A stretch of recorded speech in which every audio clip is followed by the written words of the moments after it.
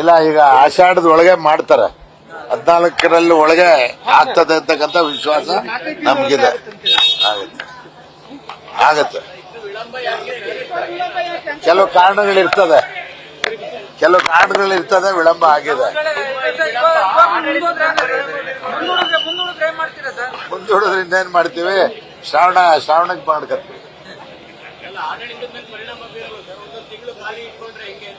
ಕೆಲಸ ಮಾಡ್ಲಿಕ್ಕೆ ಸ್ವಲ್ಪ ಅನಾನುಕೂಲ ಆಗ್ತದೆ, ಖಾತೆಗಳೆಲ್ಲ ಜಾಸ್ತಿ ಇರೋದ್ರಿಂದ ಅನಿವಾರ್ಯ ಇದು. ಮತ್ತೆ ಅನುಭವ ಇರತಕ್ಕಂತ ಶಾಸಕರುಗಳು ಇದ್ದಾರೆ, ಏನ್ ತೊಂದರೆ ಆಗ್ಲ ಅಂತ ನಮ್ಗೆ ವಿಶ್ವಾಸ ಇದೆ. ಶೈಕ್ಷಣಿಕ ವರ್ಷ ಆರಂಭ ಆಗಿದೆ, ಶಿಕ್ಷಣ ಸಚಿವರಿಲ್ಲ.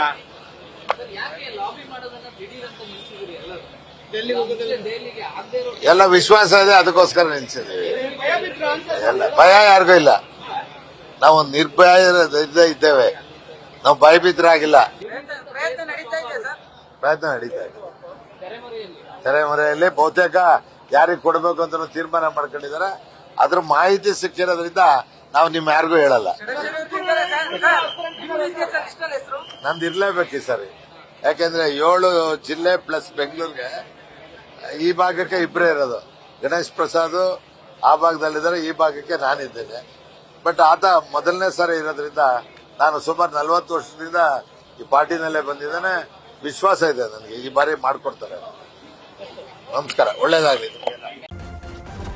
ನ್ಯೂಸ್ ಫಸ್ಟ್, ನಿರ್ಭೀತಿಯಿಂದ ನಿಮ್ಮ ಪರವಾಗಿ.